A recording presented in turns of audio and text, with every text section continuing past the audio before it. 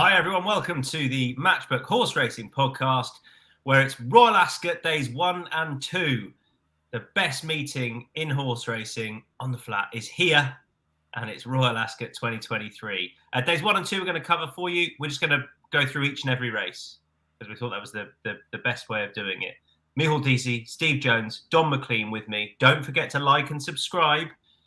It makes our life easier, and it makes your lives easier as well to digest everything we put up for you across all sports. Okay, without further ado, let's get stuck into the previews, because I'm sure everyone's well. First of all, we kick off with the first of the Group 1s.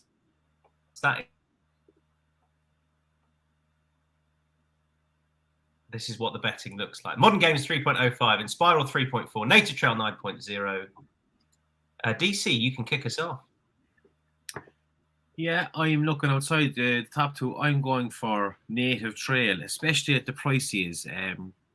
Win place. Now, everyone seems to think that Modern Games seems to be the better of the two Appleby horses, but Native Trail did a brilliant start to the season last year, and he just faded off. I suppose that he was running in Guineas, winning Guineas. He was a fantastic horse. Was a great 2-year-old. Seems to be just a little bit forgotten about by the market. I can't believe he's 9.0. I would have him. I would do even stakes win place. I'd say he could easily win this. I think he's a cracking price, and he's one of my best bets of the day. I haven't heard anyone talking about him, which is just blowing me away. He's completely overlooked. Everyone talks about the top two. I think he's got a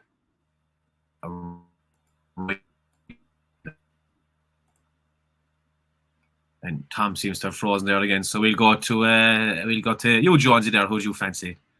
Oh, thanks. I think he's just lifeless. I don't think he's frozen. He's just lifeless. Yeah. I do fancy Modern Games. I think that they're betting the right way round. There's been a real buzz around Inspiral working so well at Newmarket, and if she's back to her base, she's back to the form of her last Royal Ascot appearance when she was very impressive. She was about the most impressive winner of last year's meeting in the Coronation Stakes, but I just don't trust her. And when fillies go like that, I really don't. I know first time up she might be that good, but Modern Games is certainly the solid, reliable, consistent horse.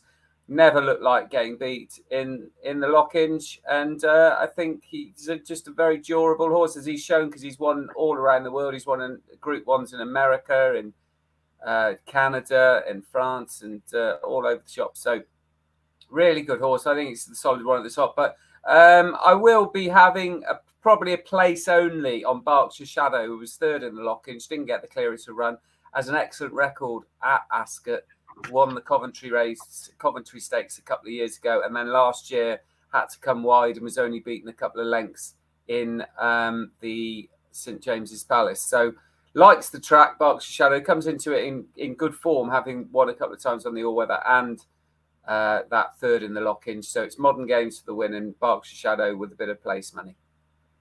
Deadly Donn, who you like? Yeah, I see all the. I came close to putting up Native Trail to see where Micheál's coming from for sure, and at the top of the market for me, he could have been a wee bit of value, but actually, like for very small stakes, I thought Triple Time was very interesting at a really big price. He's got about a stone to find an official rating, so he's got an awful lot of improvement to make. But Kevin Ryan seems to have thought an awful lot of him. He had a setback last season. He missed the Guineas.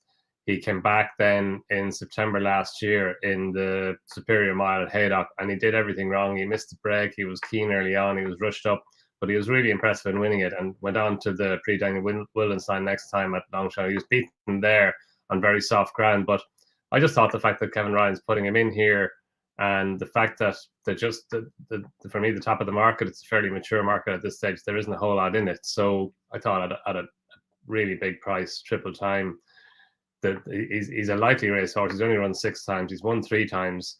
And there is a chance that he can find the level of improvement that he will need to be competitive in a Queen Anne. And yeah, I think that chance is worth taking for small stakes when in place at a big price. I'm looking further down the betting as well with Light Infantry. Jamie Spencer booked. We know his record on the track. I hope they go fast enough. I yeah, I think he's on that Deauville form last year. He must have a chance with Inspiral over a quarter of the odds. I just thought he was too big. So win and place light infantry. That's what I'm doing for much of the day, betting the big prices. 305 is the Coventry. Reminder that all selections will be up on Insights. Coventry has River Tiber 2.94, a Sadner 4.2. Give me the Beat Boys 8.4. Oh, it's been fun, hasn't it? Following the Sadner debate, Dees. Times or not times? That's the question. Yeah. Clock shaggers against eye shaggers, I think, is the way it's gone on Twitter now. This is what you're missing out on Twitter, Dan. You gotta get in and join the conversation. I can't believe I'm missing. Yeah, I have to catch up. Yeah. Just and I suppose on the two of these, look, if I had to back one of them, it'd probably be River Tiber. I thought he was just very impressive both times, especially at Navan. With 10 lanes going up the hill there at Navan, you have to kind of take note of that. But the one I'm going for at a price is Bobsleigh. Eve Johnson Houghton's horse that he won at Epsom. I just thought the way he won at Epsom was extremely impressive. He came around the field, finished well. I thought he was going away from him as well at the finish. Like he'd stepped up again in distance that day. There's been a gamble on him already. He's probably halved in price, I'd say, since Sunday. You're going to be getting 5 or 6 places in this, so I would rather be on him at about 15 or 16.0 than be on one of the top two. I'm going to go with Cuban Thunder, who put up a pretty good figure when he won last time. And the form's good. Bobsleigh 25.0. Cuban Thunder's even further down. I'm not exactly sure what he is, but 65.0. Win and place. Dominic French-Davis with a 2-year-old winner at Ascot. Who knew? But I mean, he probably won't win, but I'm willing to chance him win and place. The debut form's very good, and I was impressed with what he did last time. I think a stiff 6 will suit. Steve Jones. Yeah, the 3 at the top of the betting, it seems to have got all the focus. And the one I like is the third best of those, who I think, quite simply, has got the best form. It's interesting, that nonsense on Twitter with all the people. If you'd have drawn up a list of the people that you thought would be involved, you'd come up with all those, because it's just the same boring egos all the time. And they can't see how ridiculous they make themselves look, can they? It's just quite frightening. And I think you've got the right idea, Don. Don't even have anything to do with it, because it's boring. But give me the Beat Boys won the Marble Hill Stakes at the Curragh last time, and that race is got a great pedigree of throwing up good horses and throwing up Coventry Stakes winners. If you go back into ancient history, Vasiliev won it, but recently the likes of Blackbird, Siskin, Fairyland, Caravaggio won the Coventry. So for me, winning that race with a good performance and a strong staying performance, so see the 6 furlongs out really well, because it takes some getting it Ascot for these 6-year-olds, because they're bound to go furious fast with Wesley Ward's horse in there and a few others there like to go proper fast.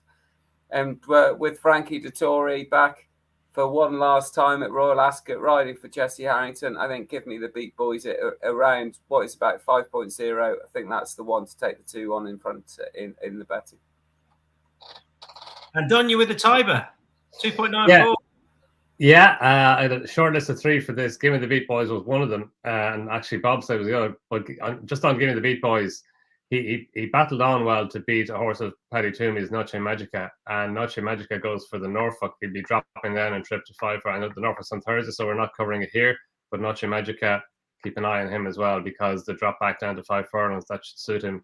And Paddy Toomey, he doesn't have many runners at Royal Ascot, so I think he's going to be his only runner. So just keep a wee eye on him.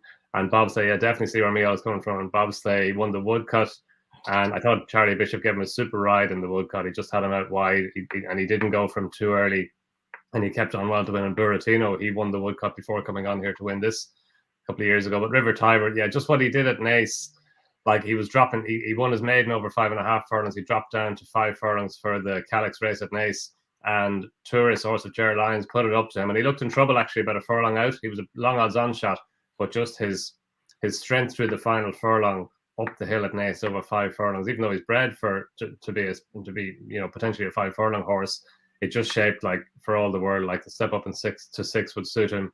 And I think Aidan O'Brien said pretty much directly afterwards that it was the Coventry, not the Norfolk, that he'd be going for.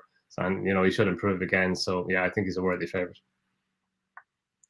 All right, 4 different selections going up in the Coventry.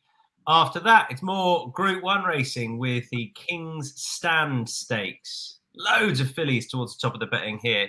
Highfield Princess 3.65, Coolangatta 4.9, Manukau 8.4. Must be because Frankie's book. Dramatised 9.6. Bigger prices thereafter. Go on, Don. Make the case for Manukau. Yeah, I like Manukau, Tom. He's got really good course form. I thought his run the last day in the Palace House Stakes was very good. Like the reins came in. Look, he does have form on easy ground, but he was over on the far side. He raced from stall 1. The 3 horses who filled the first 4 places with him were drawn 15, 16, and 17. If I remember Vadream, she came down the near side, and she loves that ground. That was his first run since October, since he came over here and won the Mercury Stakes at Dundalk. And yeah, like he's got good form at Ascot. He won the Shergar Cup Dash back in the summer of last year. He finished 5th. He wasn't beaten far in the handicap at this meeting last year in fast ground, and he's run well on easy ground as well at Ascot. So that was when he won the listed race at the October meeting, the Rouse Stakes, on easy ground. So I like him going back to Ascot.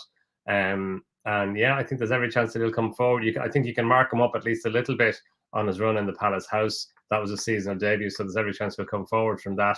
And John Ryan's horses are in really good form. Frankie Dettori is booked, and I guess whatever Frankie rides this week, especially, you're going to nick a fraction off the odds that you're going to get. But he's an asset. We know that for sure at Ascot. So yeah, I think Manukau has plenty in his favour. Stephen Jones, who for you? I think this is impossible because you've got so many horses coming from all corners of the world. The Australians, who obviously won it last year. You've got Wesley Wall coming over, and various other horses coming from every angle. And I kept going around in circles and coming back to Highfield Princess. I know she's at the top of the betting, and she's not really my kind of price certainly in a race like this, but she's just very solid. She's got form at the very highest level, especially that Nunthorpe win from last year over fast 5 furlongs. But she's also got really good form over 6 furlongs. She's only beaten a length and a half in the Queen Elizabeth Jubilee that it will be this year. Last year's Royal Ascot. So a stiff 5 is going to be ideal, and she's even got form on soft ground. So if it does rain heavily, then she's got that. So I was against her first time up in the Duke of York because I just couldn't see how she was going to give weight away to Colts. And she came very, very close to it. And giving £5 to Azure Blue was in the form of her life. So I would just think that I don't see how she can't go very close in this. But hey ho, you don't know what she's taken on in some of these others. All right, Dees, who's for you, bud? I went with Dramatised, and I was very close to going for Highfield Princess. Just did not be overthinking it, and this is very tough. But like John's made a good case for there. Like she was brilliant the last day, and should be spot on for this. But I also thought Dramatised was very good the last day. At Haydock, when you told me that she couldn't win, Tom, before the race, that her trainer wasn't really too hot on her, but she got the job done. And look, she was very, very good here last year, and was it the Queen Mary beat May and see who went on to be a decent horse as well. Look, she's about 8.0. She's getting the allowances. Yeah, I'd probably back her win place just to come in the top 4. Your place bet should cover any losing stake bet you get. Strong out there in the wing, I don't mind that. And like I think the ground, really firm ground, would be in her favour. And yeah, this is very tough. Could have gone for 2 of them, but I'm going to stick with Dramatised. All right, I'm going to go with Mick Bahi because I can't make my mind up at the top of the betting. But this horse has got a great shout at a massive price. He was just drawn completely wrong last time. He should be a much better 4-year-old than he was 3-year-old, and he's just a bit overlooked because he was obviously well behind Dramatized last time, but she was well drawn, he wasn't. Alex says he trusts Equilateral for a place. Incidentally, do you? I wouldn't trust Equilateral to take a crap in his box, let alone place in this. Will she get the rail this time, DC? Re-dramatized? Yeah, I suppose that's a question. She's by her rail, isn't she? She's drawn wide. So. Yeah. She could be drawn the right side. There you go. She could, and she won well last time. I'm going to go for at a big price. I'm going to go for Micheál, who will hopefully kick on this year. All right, we move on. Next up is the mile contest, 3.25 Chaldean, Paddington 3.45, Cicero's Gift. Is a curveball in there, 8.4, bigger prices the rest. All right, who's Team Chaldean? I was hoping this was going to be a bit of a team steam in here. Yeah, we are all except Donn. So go on, you can kick us off, Donn. Cheers, Tom.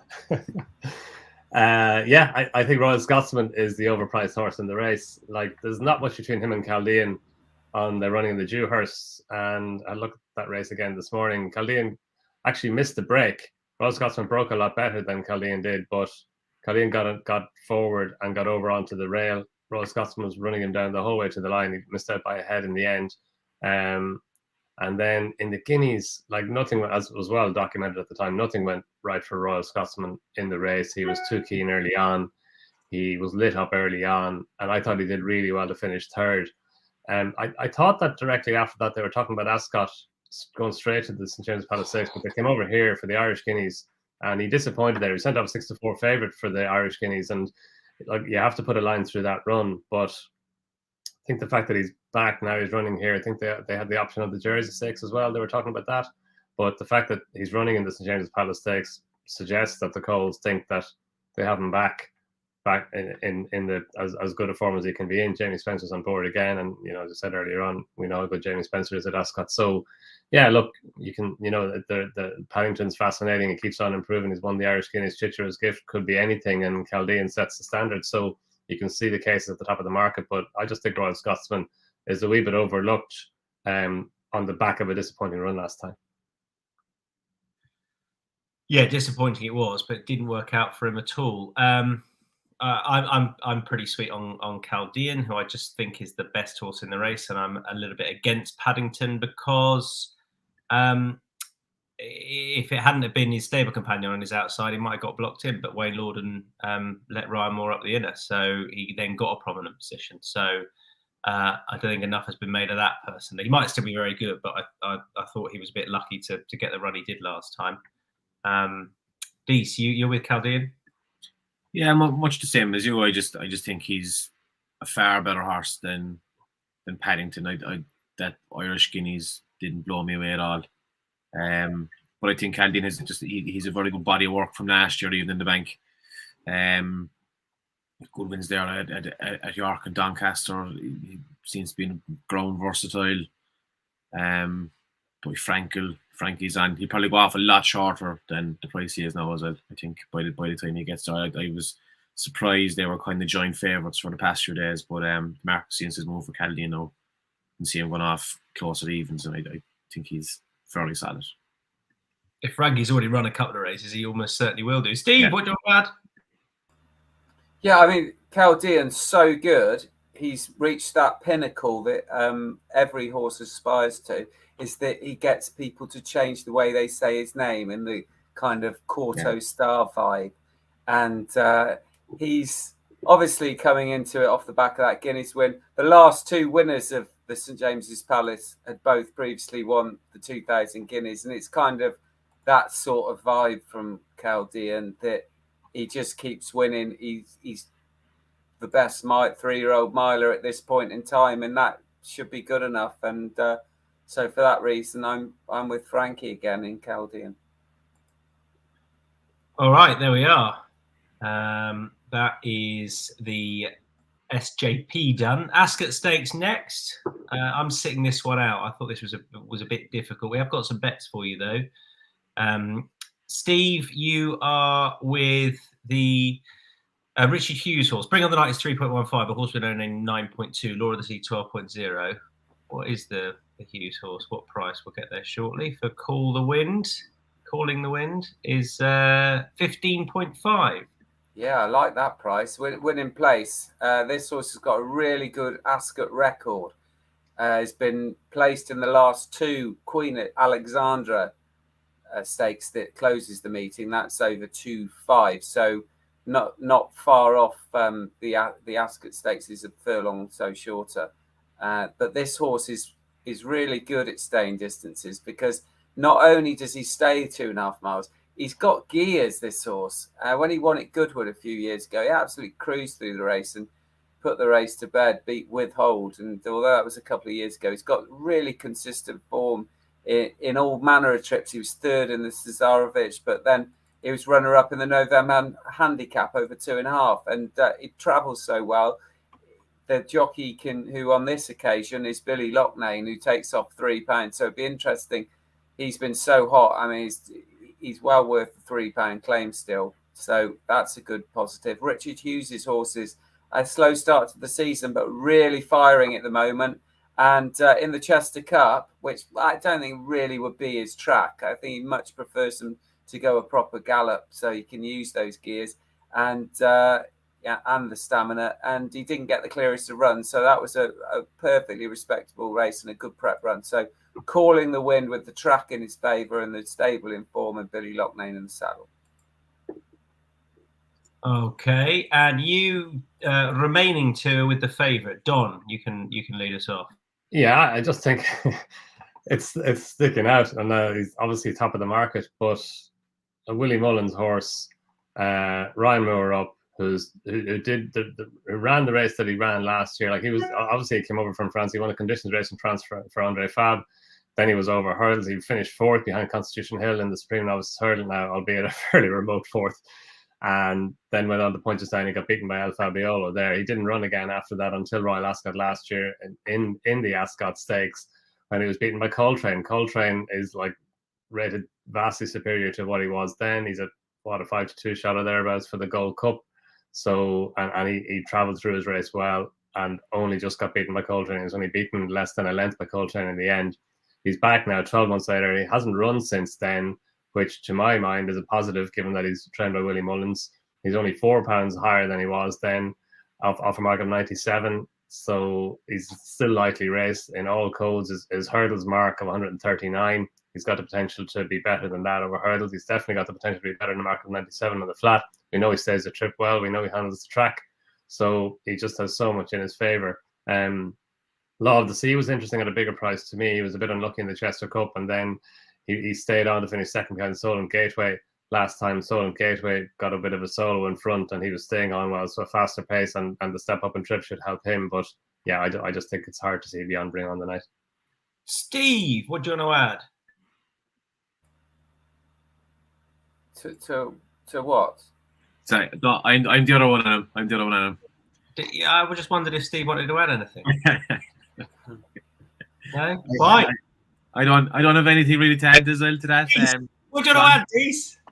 Nothing really. Donn said it all. You have the greatest trainer of all, with a year to walk back to this. There was no problems with fitness. Unlucky last year. Just keep it simple. Just back to favourite. Bring On the Night. Our producer was so on the ball there because he flicked to DC, even though I said Steve. That was impressive. Man, 2 shots Bring On the Night, 1 for Calling the Wind. The Wolferton up next. Steve, you can kick us off with this. This is Saga 5.2. Not having that. Francesco Clemente 6.6. Buckaroo 8.2. Bolshoi Ballet 9.2. King of Conquest 10.0. Steve, your poker face. Poker face, yeah, keep going. 13.5. Now this horse, this is obviously a listed race, but it's probably a group race by quality over a mile and 2. Now Poker Face only made his debut last September, and he won all 3 starts last season, albeit at a lower level, including an 8-length win and a handicap when he was clearly let in lightly. And the very fact that he's run really well so far in group races this season. Runner-up in the Earl of Sefton to Ottoman Fleet, who went over to America and was a Group 2 winner and ran third in a Grade 1. And then at Chester, Jamie Spencer decided small field, Huxley Stakes, Group 2, make the running, ran really well, and had some of these, had Point Lonsdale, who's a bloody good horse, on the stretch a little bit. And that was a good run. And I think he's going to be better just held on to a little bit, getting a lead, and he should be able to do that. He's got a widest draw, but I always think that you shouldn't worry about a wide draw in these sort of races because it gives the jockey more options. If you're on the inside and you get 2 or 3 back, you don't see any daylight until 2.5 furlongs out, maybe, and that's not ideal. So Poker Face is a horse with a lot of upside. I think it's only been racing for 9 months or something, only had 5 starts, and I think it's well up to this sort of level. So I'm amazed that this horse is that sort of price. A friendly reminder on the draw, just a variety of trips. It's 1.5 miles is wide is no bad thing, isn't it? And the trainers go, "Who's joining the car park?" That's a good thing. But on the round mile, wide's probably not good. I think that's the sort of general rule of thumb. But definitely the 1.5 mile factor. It's no bad thing to be drawn wide. Anyway. What about 1 mile and 2? I don't know. It's too difficult. That's Steve's Poker Face. Deasy. Yeah, I'm with a check and challenge in this. I think this will set up nicely for him. He's dropping down in grade, although this is still a hot race. He's run Sabic modern games this season already. What I like about him is that both races they were over a mile and he was just getting going towards the end. He was staying all day. He was just arriving the last furlong. And again, they were proper Group 1 horses. He's probably not at that level, but I see him going up in trip here. He's going up to 1 mile 2. I think that'll suit him. He's run fine in Ascot before. He ran behind Bayside Boy at the end of the season last year and on Champions Day. And again, he was just staying on into 40s and he beat 2.5 lengths. He's a big price as well. He's about 21.0. So I just think this could set up nicely for him. I can see him arriving late in the scene and definitely running into a place. Donn McClean. Yeah, Buckaroo. Fully agree on the draw. Like I actually think over 1.5 miles, it's a positive to be drawn wide. Over 1 mile and 2, it's definitely not a negative. It might even be a positive. And yeah, over 1 mile, it's a wee bit different. It's just one bound. But Buckaroo, he's wide, and kind of that's to my mind even over 10 furlongs. It's definitely not a negative. He's a progressive horse. He was very good last year as a 3-year-old. He won the Tetrarch Stakes and then went on to the Irish Guineas. He was sent off a 3-to-1 shot for the Irish Guineas. He disappointed then. He was well down the field, but he didn't run again last season, so obviously something was amiss there. He returned on his debut this season, the Heritage Stakes at Leopardstown, and he battled on well to beat Homeless Songs. She's obviously top-class filly of Dermot Wells. She won the Irish 1,000 Guineas last year, and the pair of them pulled well clear. He showed a really good attitude on his season debut to win that. He was beaten in the Prix d'Espagne last time, but he was only beaten a neck in total. Only just beaten by Anna, who's a 118 rated horse. And Light Infantry was in there. Like as Tom was saying, he's got a chance in the Queen Anne. And Buckaroo coming back here. I think the slight step up and trip would suit him. And he hit the front of fairway out at Longchamp, maybe, especially at Ascot. Oisin Murphy will just be a wee bit more patient and will tuck him in more from his wide draw. And yeah, I can see him running a big race. Okay, that's Poker Face, Check and Challenge, and Buckaroo for the Wolfords. And then the Copper Horse Handicap. We'll run through the odds here. This closes off the Tuesday card. Vauban 2.8, Absurd 9.4, Ruling Dynasty 9.4, Point King 10.5, bigger prices the rest. I'm with Vauban here. It doesn't feel like my sort of bet, but the more I looked at it, the more I just thought there's always something so obvious it's staring you in the face. I think it's him. So he's going to be in all my shorter multiples. I think he's ideal for this. Maybe I'm getting carried away, but very much with him. Deasy, you're not.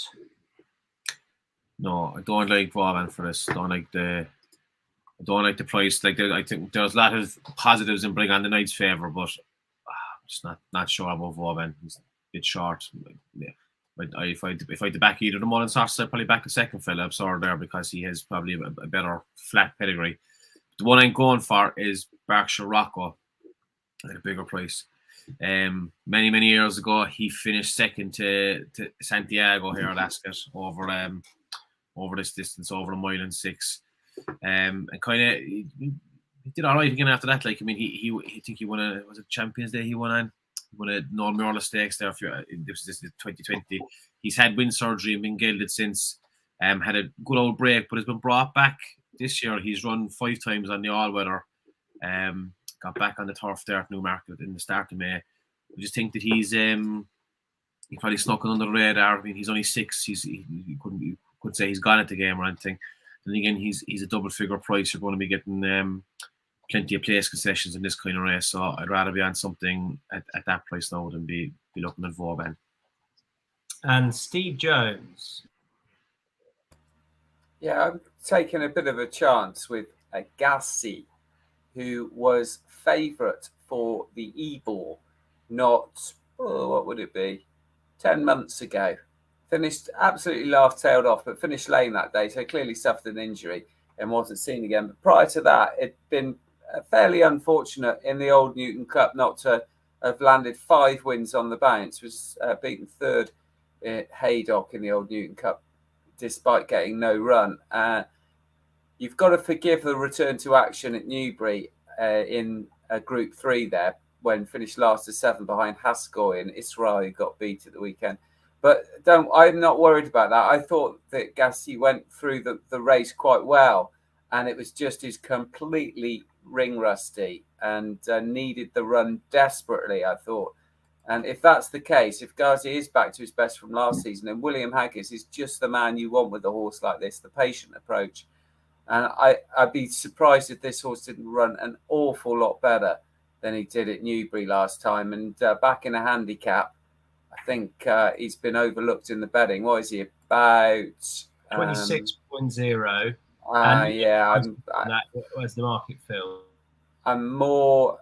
I'm happy to take a chance at those sort of prices on a horse who, if you only go back a couple of starts, would have a great chance. All right, and Steve, that's your Matchbook Zero long shot. I know Matchbook Zero members are £20 win only. The markets are live 10 a.m. every day. You're most likely to be getting best odds anyway with the exchange, and with zero commission and zero margin with Matchbook Zero, you're even more likely to be getting better odds. Well worth taking advantage of from 10 a.m. every day on the day of the sporting event. Steve's is Deasy, mine's is Mitbahi in the King's Stand. Donn, yours is who? Royal Scotsman, St James's Palace. Deasy. Say that again, Deasy. I lost it. Bobsleigh in the Coventry. Bobsleigh in the Coventry. Best lays, only Deasy. You've got one. You're against the Aussie mare. Yeah, I know it is put one up, so I said I just go for this. Cool Nagata is going to be a fairly sharp price. So I think that I would just have a little small bet on her not hitting the top 3 or top 4 because you would hopefully be getting around the evens. Look, it's hard on the Aussie mares to come over here this time of year. They're completely out of season. She doesn't seem to be a superstar like other Aussie horses that have come over here the last few years. There's no word that she is anyway. So I'll be having a small little bet on her just to blow up and not hit the frame. That's Coolangatta in the King's Stand. And best bets. My best bet is Mitbahi in that very race. Win and place. Steve, your best bet? Poker Face, win and place. Donn. Royal Scotsman, as above. And he loves the Royal Scotsman. Deasy. Native Trail in the Queen Anne. No Trail in the Queen Anne. All right, we roll on to Wednesday. We kick off with the Queen Mary. It's only me with a bet here. The filly is about 10.0. She's Midnight Affair. She won really well, I thought, at Beverley off the back of a good run at Newmarket in form that I think looks pretty strong. The other filly's going up in trip to the Albany, Soprano. Midnight Affair there were a couple that were unlucky in behind her, but the way she won, the ground she covered to switch out, she put up a good time figure as well. And I think she's really smart. I was so surprised off the back of that she wasn't second or third in. So she's about 10.0. Midnight Affair, I'm definitely getting backed here. I think she could be. I think she could easily be the best of these.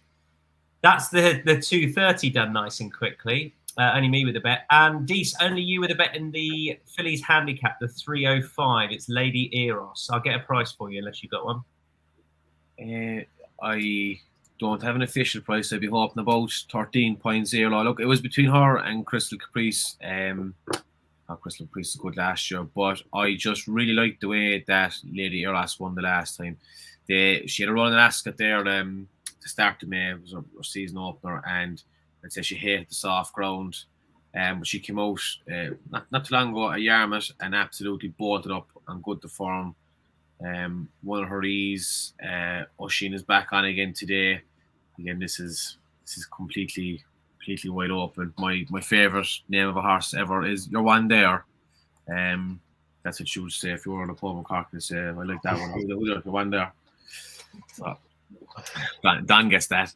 But yeah, we all got it. Donn's just nice. Yeah. I could just visualize you saying that, Micheál. I can see you there. One there. Yeah. So Lady Eros in the whatever race this is, the Kensington Palace. That one.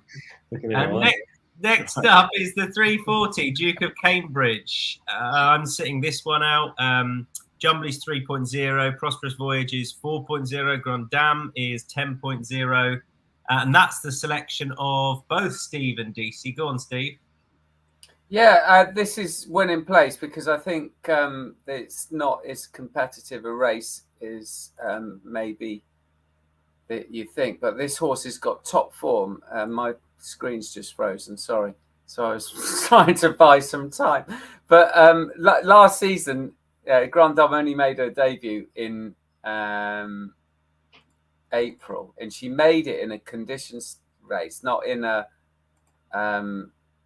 maiden or a novice. And there was good horses in there that had previously won, and she beat them. And then she ran Fontaine to a head in a listed race. Well, Fontaine ended the season winning the Group 1, the Sun Chariot, and that was a race that Grand Dame was third in. And so she's got top form. I think she's got the potential to be even better this season. And I just don't, I don't for the life of me see why Jumbly is favourite. Jumbly, I think, is favourite on the back of joining Joseph O'Brien and getting beaten first time up, because you look through a form for Roger and Harry Charlton and it's just not as good as Grand Dame. And yet Grand Dame's 4 times the price or something. I just don't get it. Prosperous Voyage would have to have a chance if the ground does stay genuinely quick. But I think this is here for the taking, and Grand Dame I think it's a really good bet. It's winning place, definitely. Just can't see her out the frame. I think Jumbly's short. I'd agree with you there. Deasy, what do you want to add? I'm on Grand Dame as well, and I suppose, look, Steve covered it all there, but just in that Sun Chariot there, like she was blocked. Just when she was starting to make her run, and that I suppose that stopped her from getting a lot closer and winning. She's kind of been in my tracker since then, and as Steve said, like, she's massive price, so definitely a lovely chunky win place betting on this. All right, Donn, make the case for the Fab. Yeah, very much as Steve said. I thought she was progressive at the end of last season, and the performance she put up in winning the Group 3 race at I think it was the King George meeting last year, that was a really game performance. She got up and beat Oscula, and Oscula went on and won the Oak Tree Stakes at Goodwood next time, a Group 3 race, so the form held up well. That was her last run for the Charltons. Her first run this year for Joseph was very good. She stayed on well to finish second behind another good filly, or a mare of Paddy Toomey's Just Beautiful, with Insinuendo behind her, Goldana behind her. It's solid form. The expectation before was that she would come on for that run. I think Joseph has been saying about this race, this has been a target for a little while, and she has. I take the point. She is short. She shouldn't even be favourite on official ratings, but she's going to have to improve from her run the last day. But I think given it was her first run for Joseph O'Brien, her first run of the season, and that it looks like this race has been her target for a little while, you can expect her to improve again. And also the fact that she's got form at the track, albeit on the round course, and this is on the straight track, obviously, it's a positive for her. So look, she's short, but I think she deserves to be up there towards the head of the market. All right, that's the Duke of Cambridge done. We move on to the Prince of Wales Estates, and top of the betting, Adia and Luxembourg are fighting out between them 3.25. Bay Bridge is 5.0. My Prospero is 5.0. Dubai Honor is 17.0. Mostadaf 26. Bigger price is the final pair. I think Mostadaf is a massive price here. I think he's a proper 10 furlong horse. He wants quick ground, and in the absence of obvious pace, I don't think he'll be too far away. Look, he's not the best of them. He probably won't win, but it's a dead 8-runner field, back in win and place. I just don't get why he's that price. He's just ruled out off the back of he was never a 1.5 mile horse around Meydan. So I'm happy to have him win and place. Mostadaf at 26.0. 3 other selections going up. That's how we can't make our mind up on this. Deasy, I'll come straight back to you. 6-runner race. Good point about 6 runners. When I made my notes on this, there were 8 in it, so there you go.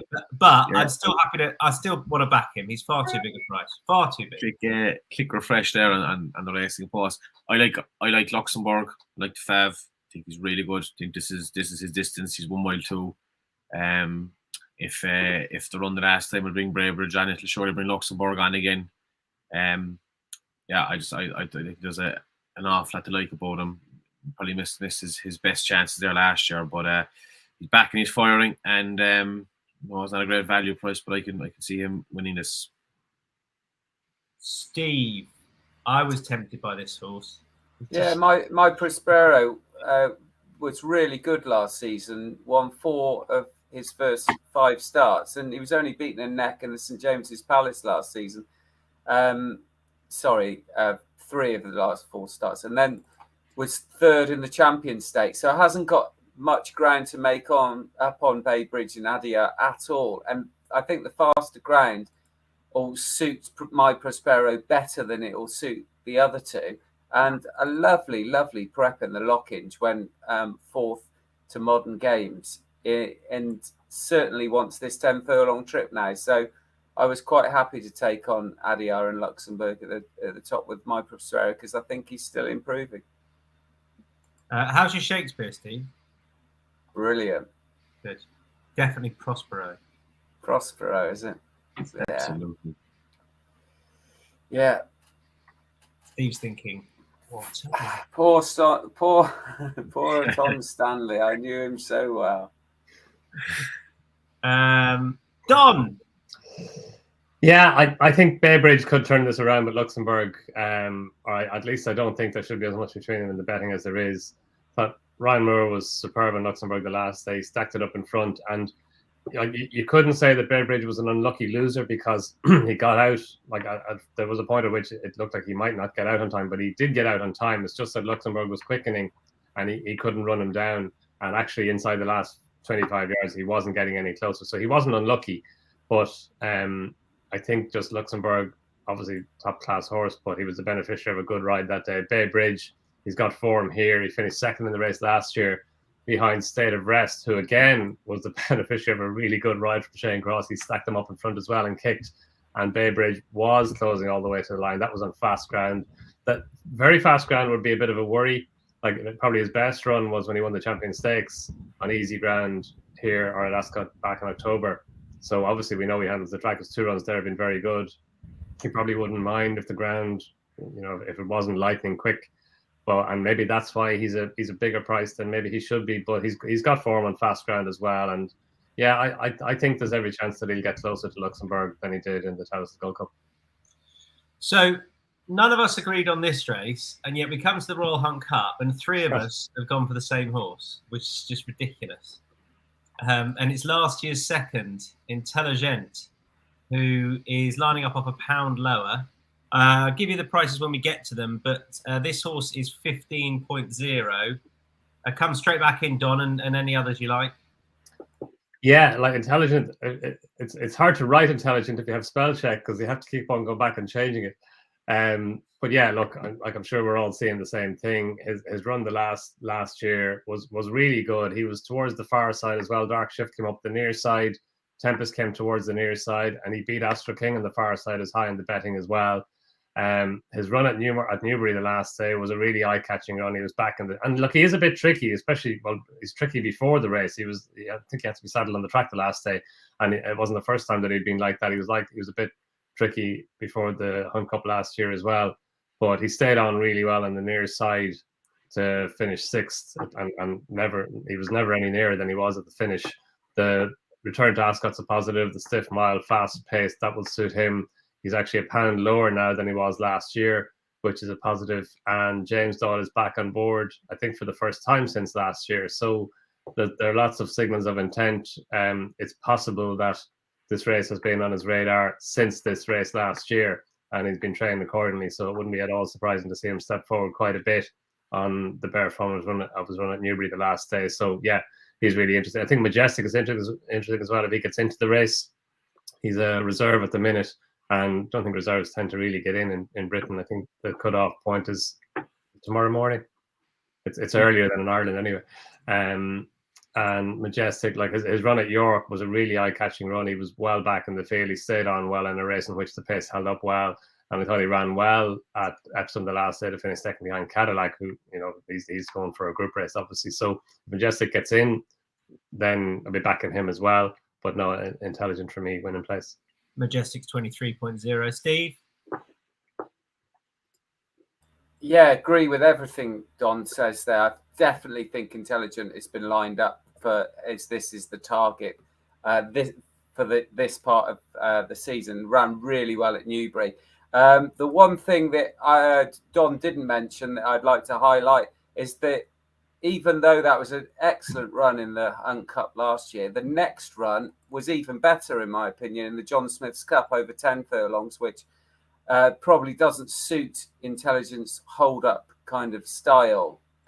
York is a lot sharper track. But to give £2 to Anmar and only be beaten 3/4 of a length is sensational form when you consider Anmar this season's won a French Group 1 and finished second to Adiyar in another race. So the form is just so good, and everything is in this horse's favour. And the trainer, Jane Chapel-Hyam, is very good per se, but can certainly line one up for a race like this, and she's certainly done it with Intelligent. Yeah, she's in better form as well than she was at the start of the year.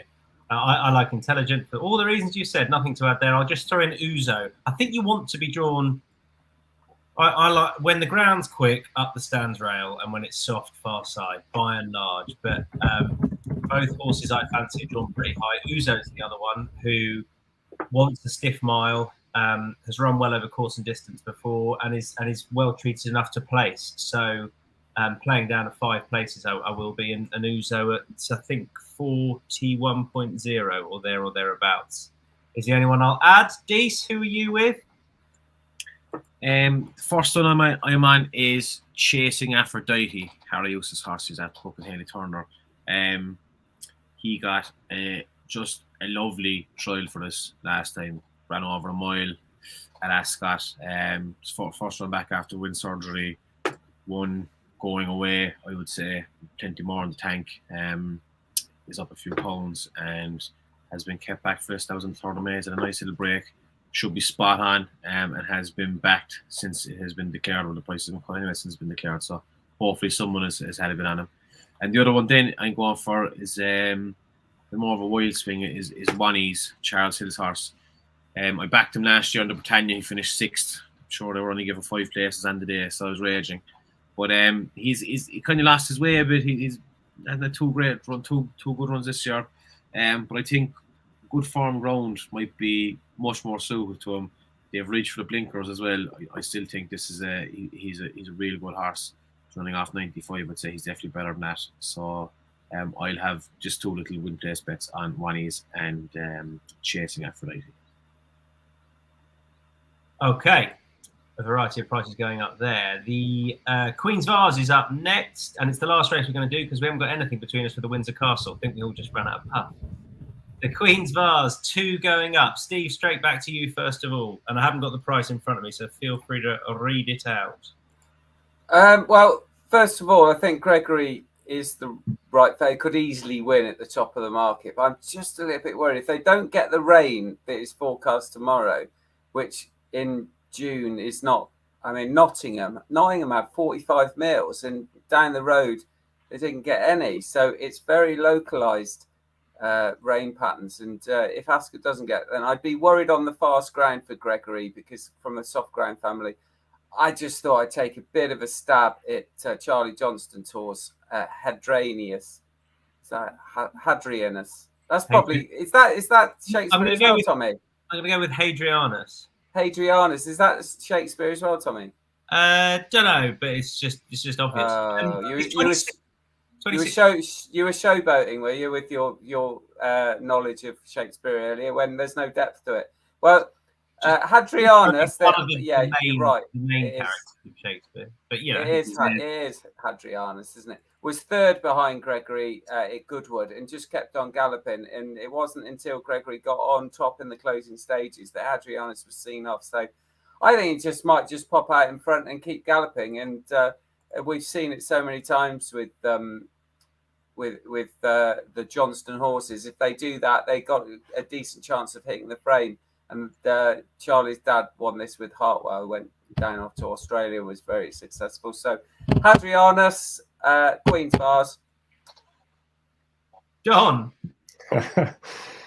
Peking Opera. I just look. He's got to improve again, but he's only run 3 times. He's only 2 runs last year, and he just had to like the way he did it the last day in the 8th Stakes. On his debut this season, he got up to beat Etna Rosso, who reopposed, and he's actually quite a big price, Joseph O'Brien's horse. But Peking Opera, he was a wee bit weak in the market in the early exchange, and then was backed in closer to the off. He went off favourite in the end, but he was 5-2 favourite. He wasn't that short a price, and he got to Etna Rosso, went on, won his race, and was only just left the impression he was only just doing enough. There's every chance he'll come forward from that. His first run of the season, he probably had a wee bit more in hand than the winning margin as well. And again, Aidan O'Brien, Ryan Moore. Aidan O'Brien has won this with good horse. He won horses in the past. He won it with Leading Light, obviously Gold Cup winner, Ledger winner. He won it with Santiago, an Irish Derby winner. He won it with Kew Gardens, Group 2 winner, I think, the Long Distance Cup. So he runs good horses in this race. And look, there should be much more to come from Peking Opera. He's likely raced. And he's not Bradford on the downside. Air Force Blues in his pedigree, but he's by Galileo, so they get any trip. And he stayed on well the last day to win over 1 and 5. So 1 and 6 should be fine, obviously. And yeah, I think he's a likely player. If you haven't tried Matchbook Zero, you really should. Up to £20. The markets, live win-only markets from 10 a.m. each day, and you're most likely to be getting best odds because it's an exchange. And with Matchbook Zero, there's no margin and no commission. And our Matchbook Zero long shots are as follows. I'm with Mostadaf in the Prince of Wales. Steve, your Matchbook Zero long shot? Oh, for the Wednesday. Hadrianus. Very good. DC? Grand Dam. And Donn. Intelligent. And Lays. Well, I was going to put up Azar just as a lay because I'm not sure he wants very quick ground at this trip. But you're out to get him beat in the top 3, Dees. No, the top 2. Yeah, there's only 6 runners, Tom. Look, I don't think he's very good over 1 mile 2 at all. And as you said, like it's not going to be. It could be very fast ground. So I will just place Liam to finish 3rd or worst. Yeah, me too. Man. Yeah, place Lay. Good. Best bets. My best bet on Wednesday at Royal Ascot is Midnight Affair in the opener for Richard Fahey. Steve. Grand Dam winning place. Sensational price. I don't expect Grand Dam to go off that price. DC. Yeah, exact same. Grand Dam win place. And Donn. Stick with Intelligent. We got there. Days 1 and 2 done of Royal Ascot. We'll be back for our remainder of Ascot preview on Wednesday. We'll confirm a time for you. Keep an eye on the social media channels. Look out for insights.matchbook.com for a recap of all of our best bets that are going up from the panel. Don't forget to like and subscribe. Makes it easier to digest our content. It really is worth doing, and it helps us too. Happy Royal Ascot week, everyone. Bye-bye.